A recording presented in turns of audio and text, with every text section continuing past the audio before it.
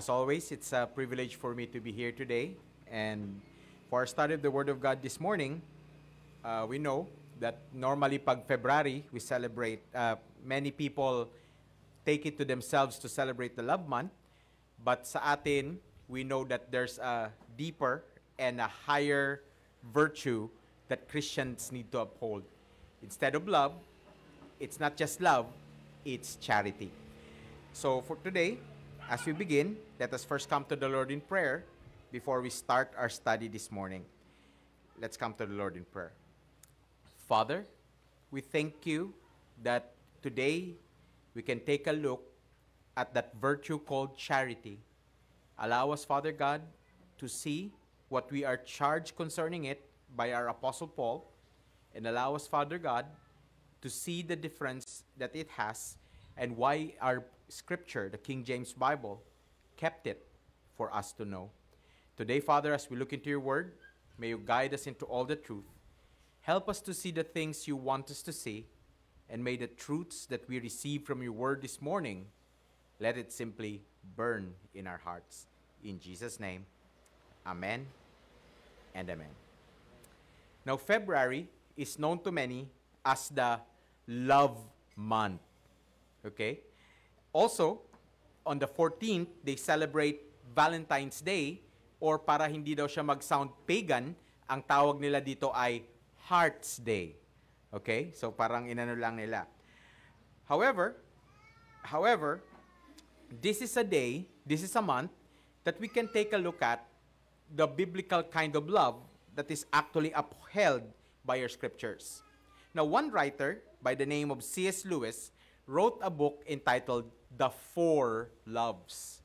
Now, maybe, narinig nyo na tong book na to, or maybe, it's popularized by what is normally spoken sa mga Valentine's Day or Heart's Day banquets in Christian communities all around the Philippines or sa mundo.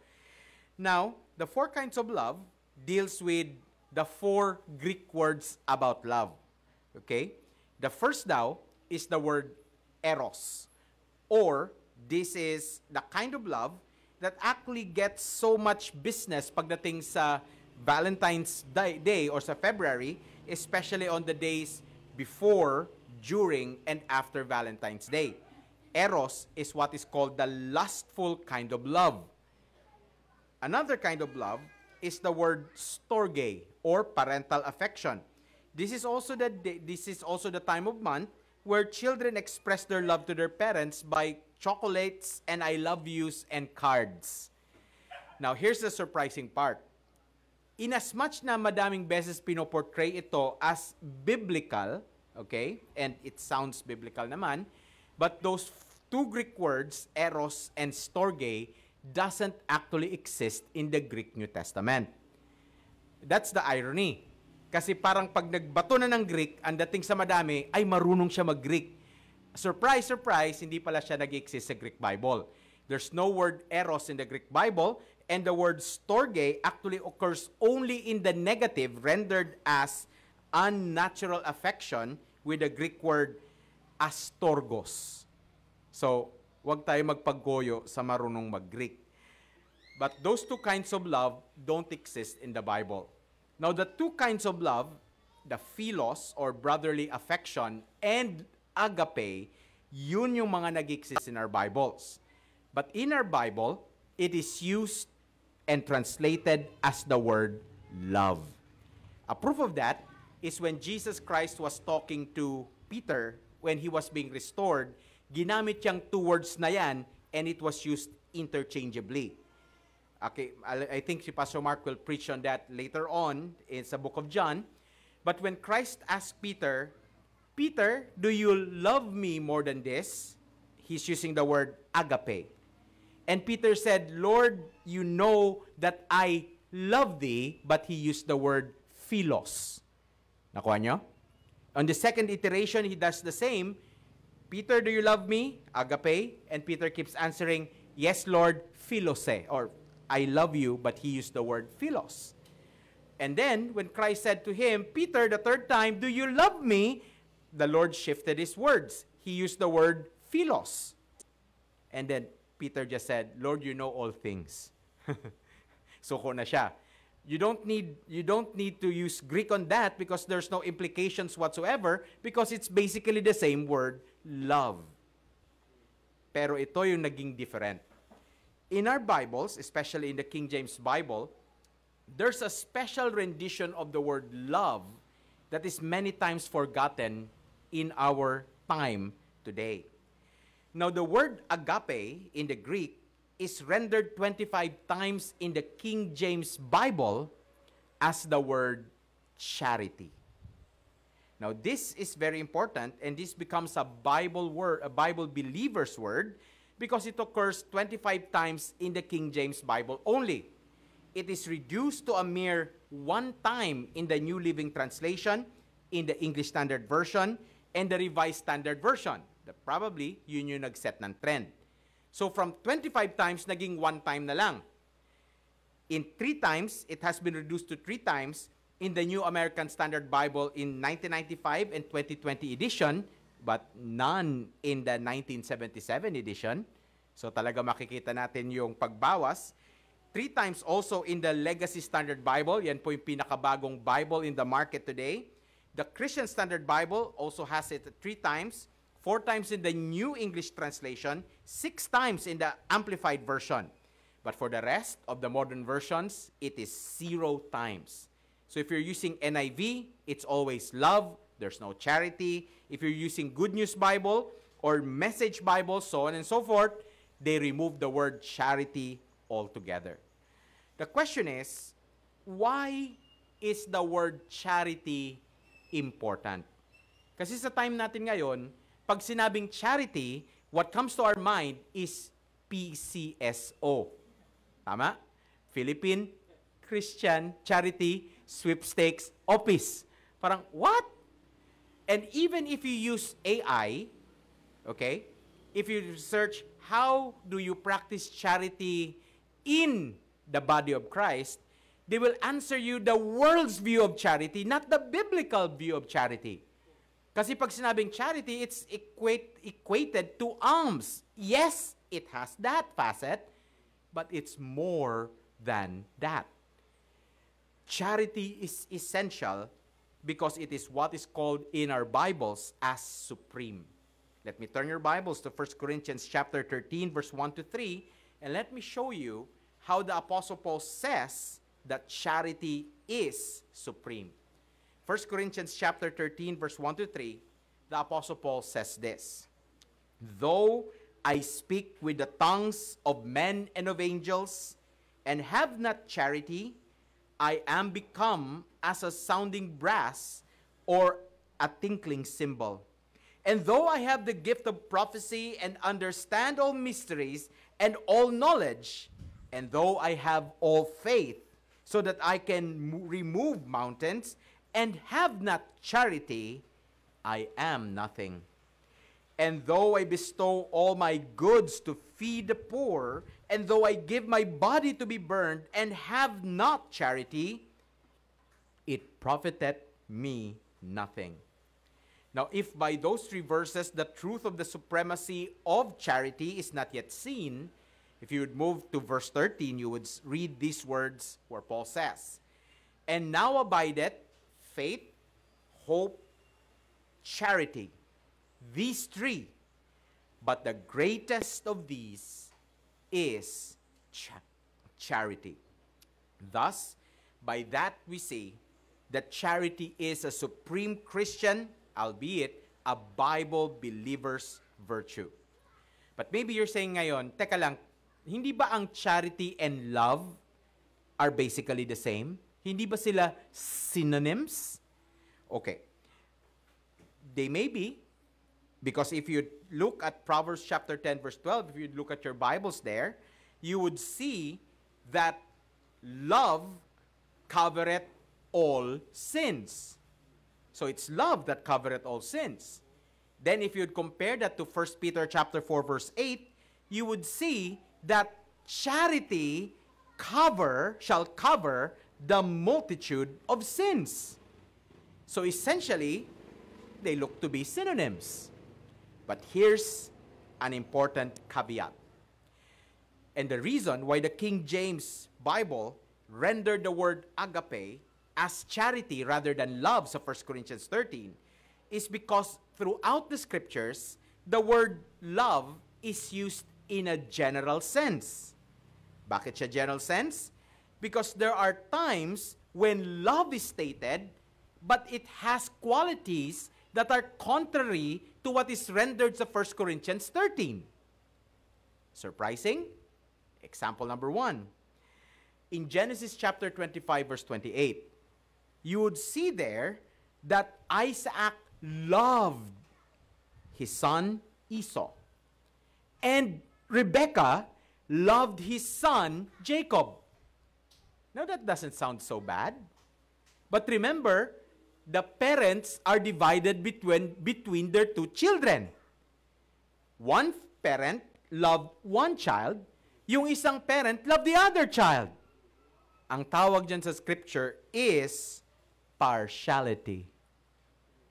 So that's not love, that is not love that behaves unseemly, right? And much worse, Rebekah's love for his son Jacob caused him to evoke Jacob na i-deceive si Isaac of the blessing he would have given Esau. Now that doesn't sound like love rejoices in truth, right? Another. In Genesis chapter 34, verse 43, we would read in our Bibles that Shechem loved Dinah. Love, right? Pero ni-rape niya. That doesn't sound behaving seemly, right? The same is seen with Amnon and Tamar. Amnon loved Tamar, finorce niya to have relations with him, pero his love did not endure. After niya makuha ang gusto niya, he hated Tamar, that he put her away. That doesn't sound like love endureth all things, bears all things, right? It's not consistent. There are many more instances where the scriptures use the word love, but it did not behave seemly.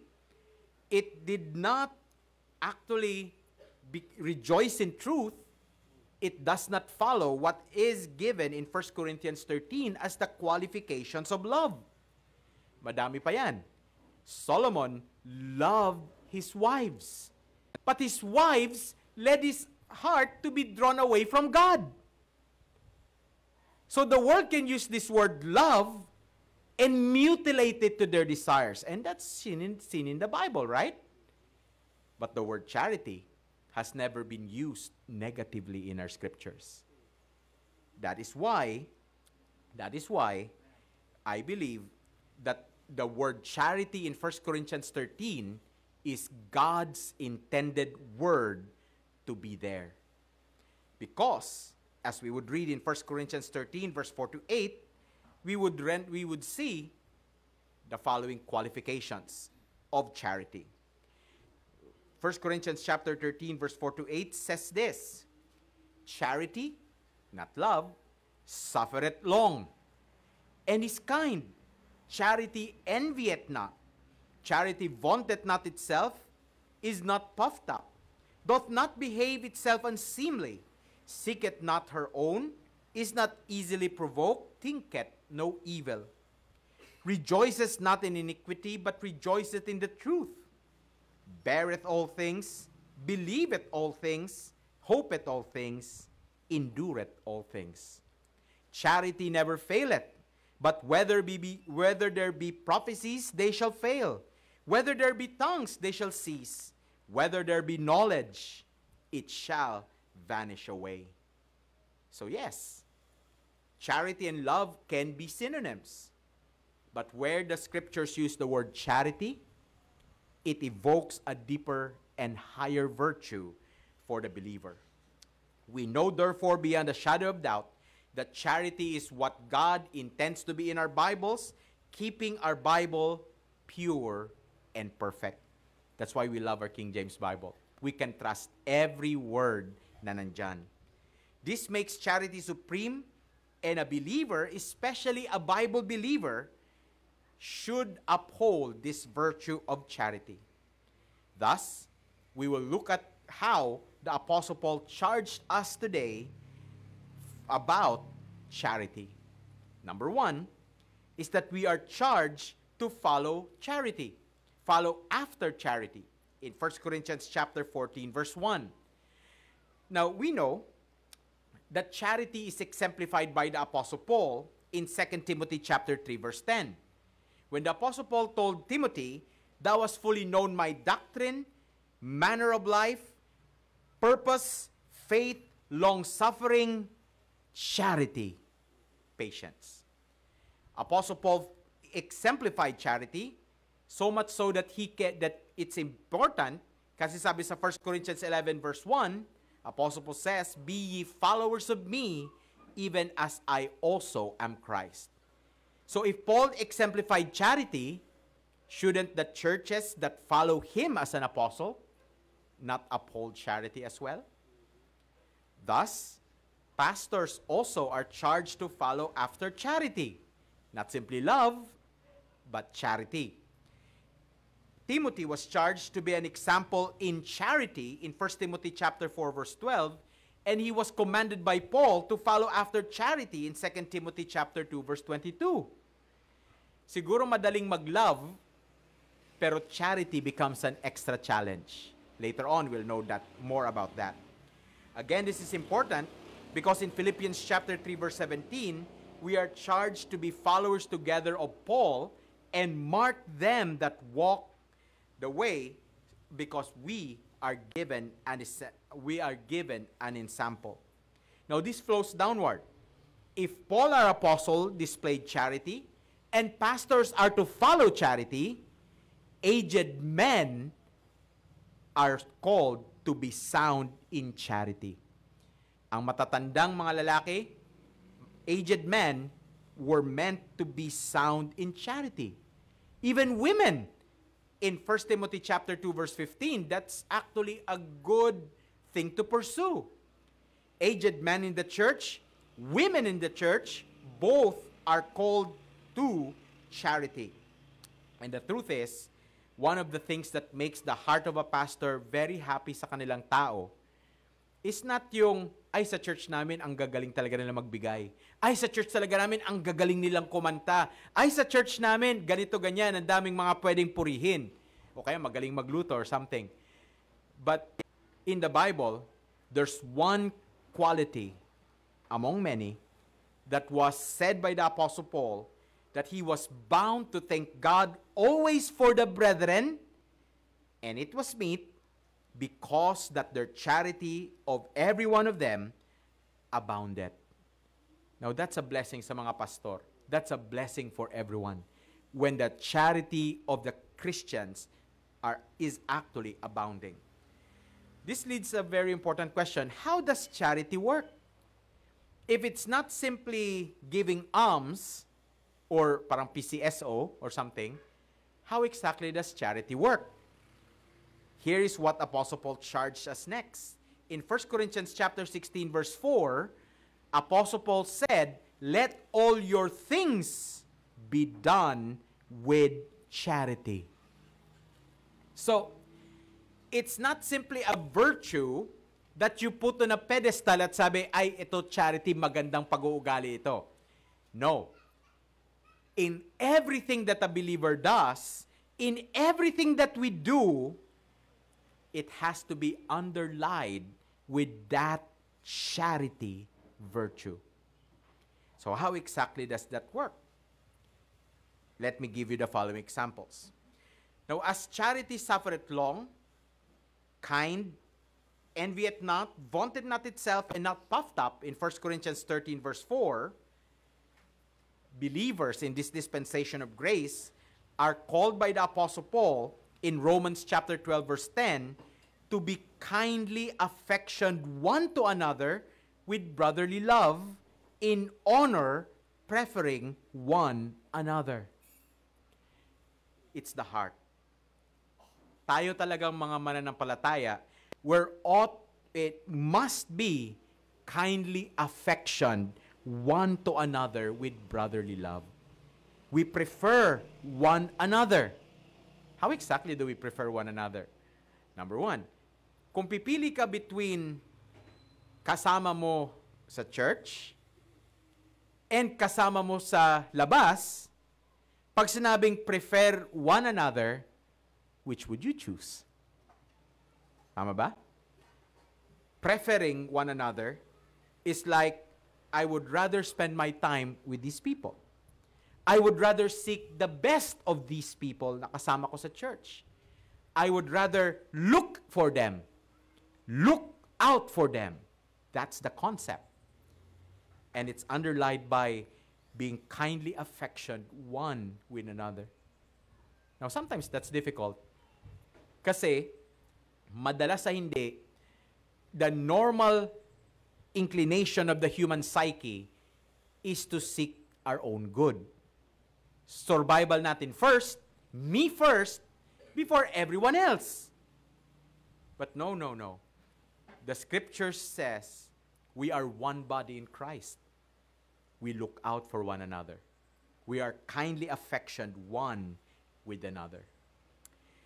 Another example is, as charity doth not behave itself unseemly, seeketh not its own, not easily provoked, and thinketh no evil, in 1 Corinthians 13 verse 5, so ought we love our neighbor, as it is written in Romans chapter 13 verse 10, bearing in mind that love is the fulfilling of the law.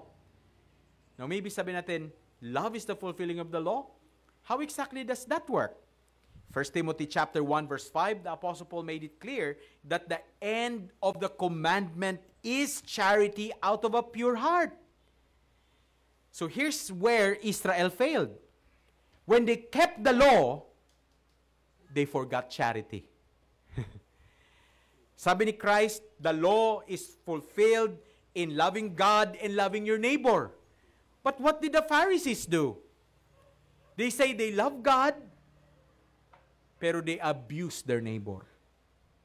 That's where they failed. And sometimes that's what we also forget. Love is the fulfillment of the law, says our apostle, and the end of the commandment is charity. Parang it's quite ironic, di ba? Pag naisip natin, the end of the law, the end of the commandment, ang mindset lagi, legalism. No! It should be charity. Kasi the end of the commandment is charity out of a pure heart. And by that, we understand that we walk charitably when we consider our weak brethren. In Romans chapter 15, verse 1 to 3, in Romans chapter 15, Apostle Paul warned the believer saying, you walk not charitably if your meat causes your brother to be grieved for whom Christ died. Because in Romans chapter 15, verse 1 to 3, the Apostle Paul says this, we then that are strong ought to bear the infirmities of the weak and not to please ourselves. Let every one of us please his neighbor for his own good to edification. For even Christ pleased not himself, but as it is written, the reproaches of them that reproached thee fell on me. When we edify one another, a motive for that is charity. Remember that it is written, knowledge puffs up, but charity edifieth. Sometimes siya na nakakalimutan sa church. Sometimes when we think in the church, we think in the mindset na, I am better than you. And sometimes we take that outside, di ba? We go outside and say, nakasimba na ako, okay na ako. No. We always seek to edify one another. Why? Because the Apostle Paul also said, we know in part, we prophesy in part. You see? None of us here know everything. Kaya we know in part, we prophesy in part. We can only teach to the point of what we know. And ironic as it may sound, the more we know, the more we don't know. Diba? Kasi God never meant for the body of Christ to be all brains and no brawn. Tama ba? Parang puro utak lang. Parang lahat ang tatalino. And pagalingan na lang. Di ba? No. Each one is given limited knowledge so that one would say, oh, your knowledge and my knowledge gives more knowledge for everyone else. That's how charity edifieth. Kaya, do your part. Sabi natin, we are blessed with Pastor Mark that he is a very good student of the Word of God. Are you feeling blessed na si Pastor Mark ang pastor nyo? Amen? You're blessed that you have Brother John here. And sa Bible believers, you are blessed with teachers like Brother Alex and Brother Jonathan who are actually very good teachers. Other churches, parang hirap sila maghanap ng ibang teachers. But God did not give them all the knowledge. God gave also you knowledge.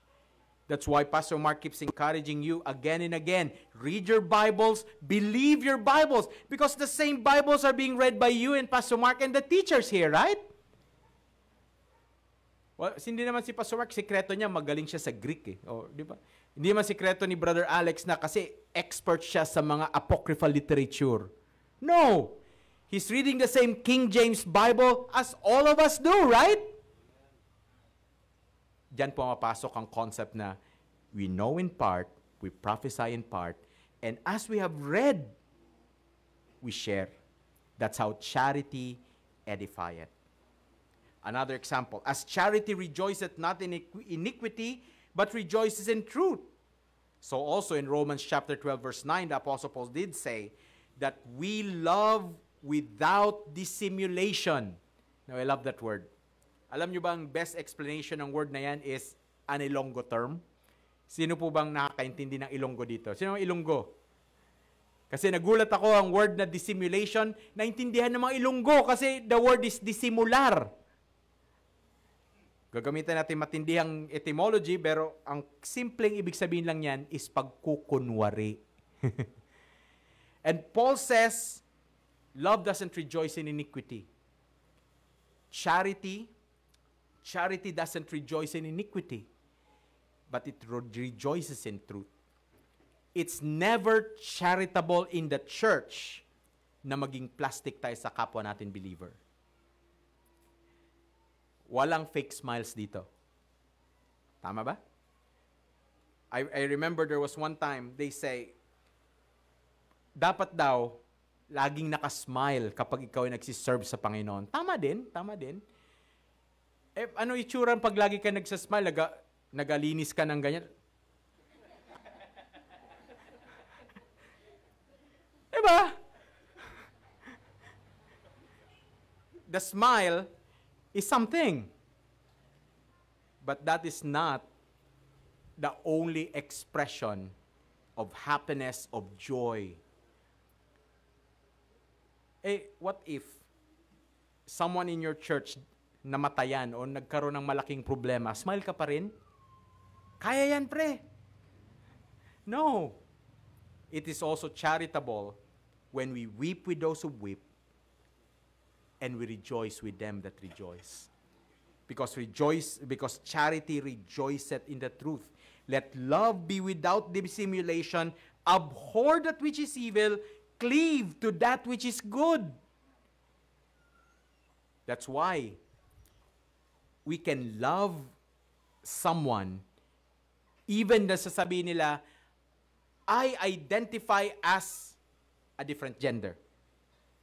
We can love them, we can show charity with them, but by no means can we say, I am happy and I accept yung iyong lifestyle. Quite a fine line, right? Kasi we know that by our approval, parang minsan sabi ko nga, ang big deal na approval ng tao, di ba? Sabi nila, wala kaming pakialam. Pero pag hindi nyo naman inagrihan, galit naman sila. That's the irony, right? But what they don't see, that's already the believer showing charity.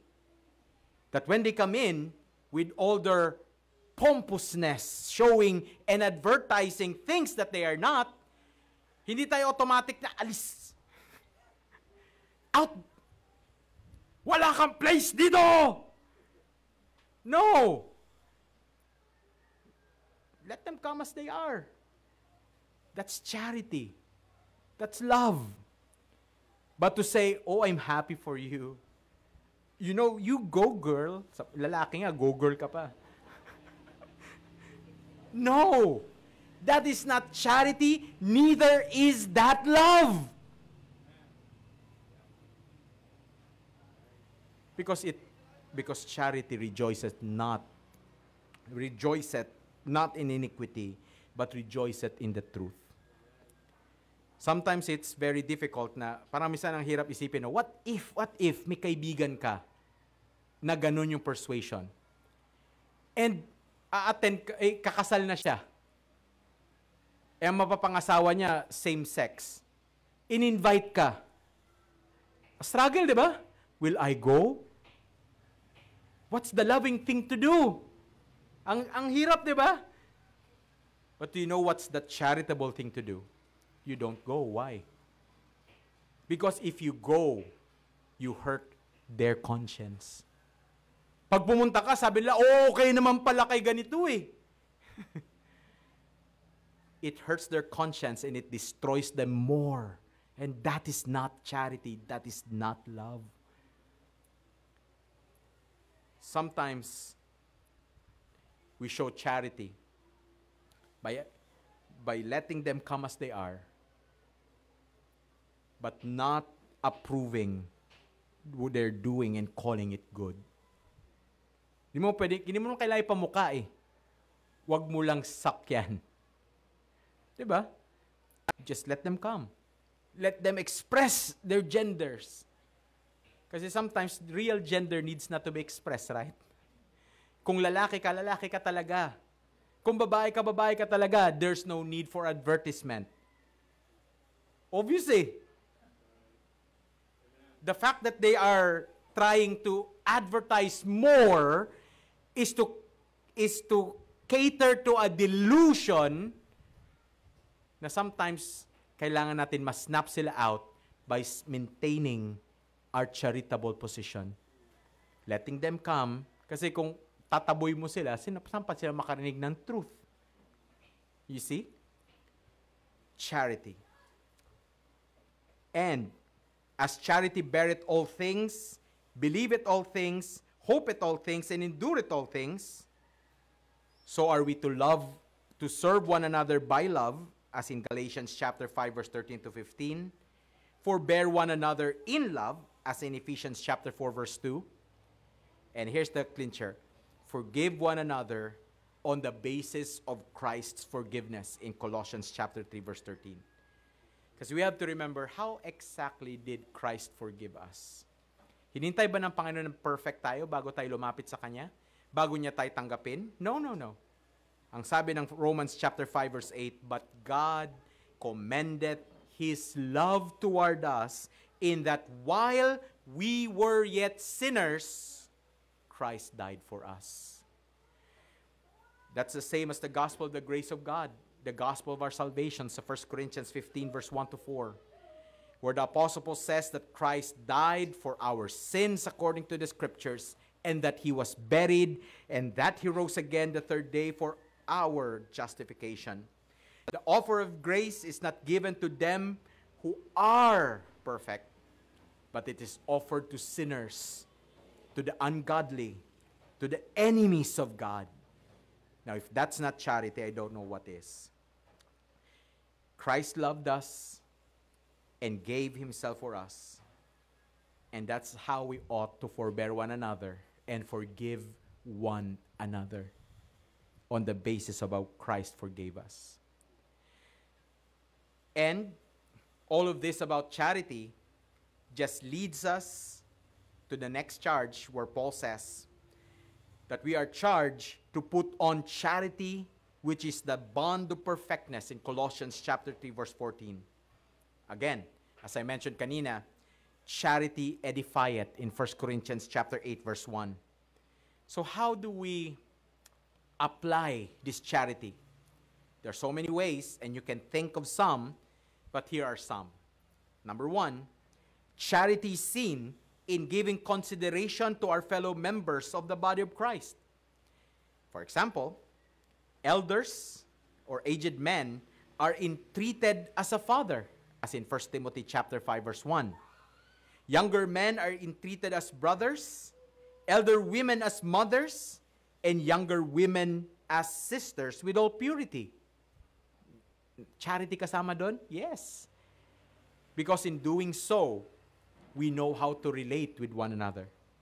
With elder men, we show respect as fathers. With younger men, we show camaraderie as brothers. With older women, parang nanay. And para sa mga kababaihan, as sisters with all purity. Charity is also seen in our remembrance of widows. Either ang mga widows na widows indeed and are desolate, yung wala talaga silang kamag-anak, kapamilya na tutulong sa kanila. That's one thing. But all the more so with widows in our own family. Do you have a widow sa iyong family? If yes, take care of them. Love them. Because that is charity. Charity is also seen in the way that we regard those who are sick and are weak. In 1 Thessalonians chapter 5 verse 14, Apostle Paul says, we comfort the feeble-minded, support the weak, be patient toward all men. Amazingly, that is how charity works. Kapag naguguluhan, turuan, i-remind, i-exhort, i-admonish. Kung nangihina, i-encourage. Kung makulit, bayaan mo na? No. Patient. Be patient toward all men. That would take charity a lahat. Tama ba? Amazingly, charity is even seen in welcoming newcomers, new visitors, or connecting with one another in fellowship. Really? Kahit sa pag-welcome ng bago sa church? Yes. Because remember, the Apostle Paul charged us saying, greet one another with a holy kiss. Hindi yung holy kiss ang point dyan. The point is the greet. So, batiin niyong bawat isa.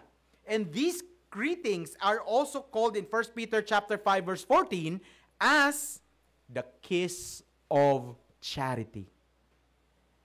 Now, sometimes it's easy to legislate. O, batiin niyo yung mga bisita. O, puntahan niyo yung mga bisita, ganyan. But a Bible believer with charity-infused hearts, nakaabang na agad sa bisita.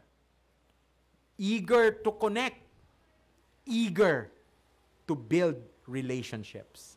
Because that is charity. Mga kapatid, hindi po trabaho ng pastor, ng kanyang pamilya, o ng mga leaders ng church na mag-accommodate ng bisita. Nor is it right na magbubuo ka pa ng special task force para mag-greet ng mga bisita. No, no, no. Every believer, ang sinabi ng ng Apostle Paul natin, by the word of the Lord, greet one another with a holy kiss. The point is not the holy kiss. The point is the greeting.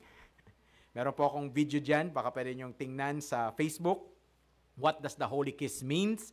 But that's simply a greeting. If it's a shake hand to you, then go shake hands. If it's beso sa inyo, sige. But greet one another. Sometimes it's quite, parang minsan nakakabagbag. Meron kaming isang family that's going in our previous ministries na sabi niya, parang 1 year na kami sa church, hindi pa kami nakausap ng katabi namin. Sabi niya, parang hindi ko kilala yung katabi namin. Hindi ko gano'n. Mga kapatid, as Bible believers, we should know better. Dapat kilala natin yung bawat isa. So ngayon, lingon-lingon ng konti, sinong bago dyan, yan. And, wag naman kayo mag-rush pa uwi. Kung gusto niyo mag-congest dyan sa harapan, sige. But show charity. Show charity by greeting one another. Also, charity is seen by forming communities not only inside the church, but more so outside the church premises. Bakit? Kasi we are the body of Christ, right? And being the body of Christ, hindi lang tayo Sunday experience, right? We are Bible believers and we are right dividers. The church is not the bride, the church is the body. Kasi ang bride, special occasion lang, futuristic pa yan, for Israel. Tayo body of Christ eh. It actually makes more sense that our theology teaches that we are the body of Christ. And being body of Christ, hindi pala tayo dapat Sunday experience lang. Hindi ka pwedeng body of Christ pag Sunday, body of someone else pag Sunday, Monday, Tuesday, Wednesday, Thursday, Friday. Hindi pwede. We are the body of Christ through and through.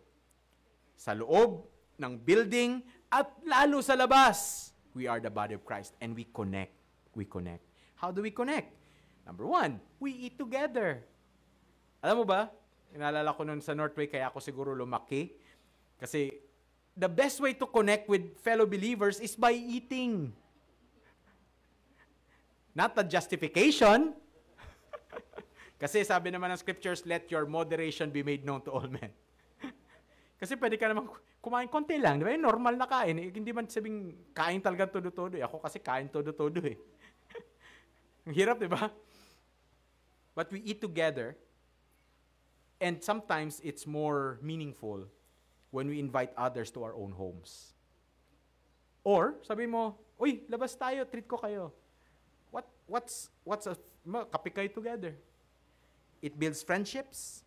And sometimes if there's an occasion, first things, sama ko pala yung mga kasama ko sa church. And even pag wala, mas maganda nga kung wala eh. With a simple desire to connect and express hospitality, that is charity. Amazingly, sa Jude 1:12, these were called as feasts of charity. Negatively lang, pero that's a different dispensation. So we can learn from that and make it positive.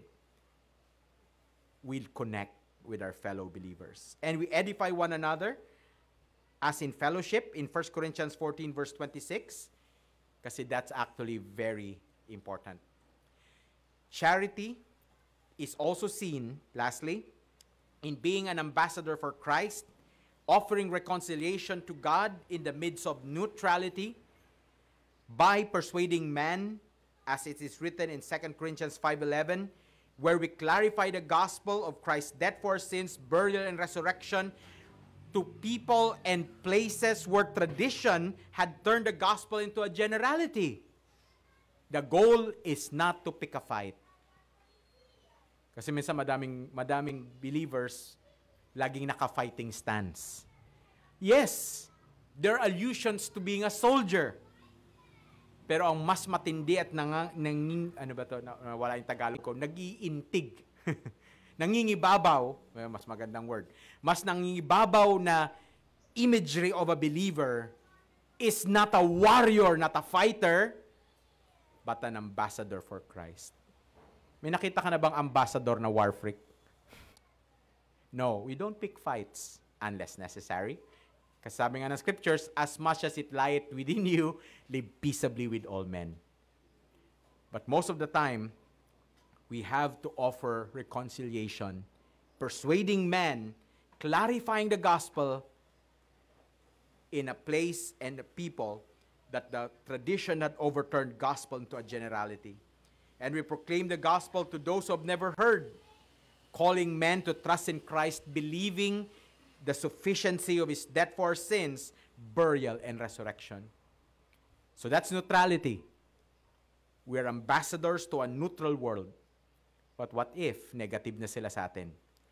Even so, if they're negative, we show charity by not rendering evil for evil, as in 1 Corinthians 5 verse 15. Kung sinigawan ka, huwag kang sumigaw back. Pag sinapa ka, umilag ka lang. Huwag kang lumaban uli. Do not render evil for evil, Apostle Paul says. And in Romans chapter 12 verse 20, we overcome evil with good, feeding our hungry enemy, giving drink to our thirsty enemy. We overcome evil with good. We fight by the flesh, we fight by the Spirit, and not the flesh. Sometimes believers have to have the idea of what is called a garrisoning. Bakit? Kasi sometimes, the strongholds are too powerful. Kasi pag the stronghold is too powerful, anong gagawin mo? Mag-aaway na lang kayo lagi-lagi. Remember, you're an ambassador. Lagi ka lang nandyan. You offer peace again and again. Be reconciled to God. And you fight by the Spirit. The goal is not to win by all cost. The goal is to make the light of the gospel shine. And it shines best by the lens of charity. Now, in all these things that we talked about today, charity is indeed challenging. Tama ba? Kaya pala ni-relegate na lang nila sa sa PCSO and something. Kaya tinanggal na sa mga Bibles natin. Yes, charity is challenging, but this month and time of the year, when the world celebrates and glamorizes love, let us walk as becometh Bible believers and uphold the truth from a perfect, inspired, pure, and preserved Word of God by putting a higher form of charity, of love forward, called charity. May we follow after charity. May all our things be indeed done with charity. And above all, we put on charity, being Bible believers. Let me pray for you.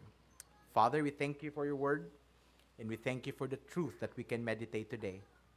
And I pray, Father God, that as we have learned about charity, we would endeavor to apply it, to study it more, and to apply it in our own levels, in our own lives. Father, today may the truths that we receive from your word simply burn in our hearts in Jesus' name. Amen.